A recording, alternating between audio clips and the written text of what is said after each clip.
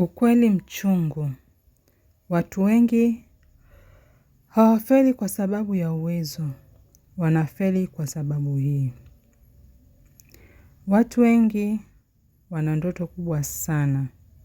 Lakini wanakata tamaa mapema. Wanataka matokeo ya haraka.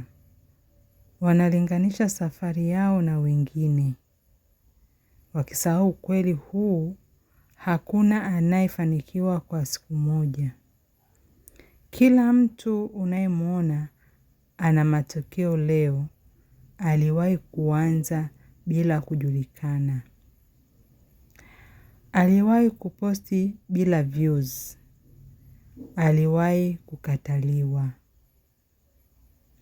Kinachowatofautisha waliofanikiwa na wengine, sio vipaji, ni uvumilivu.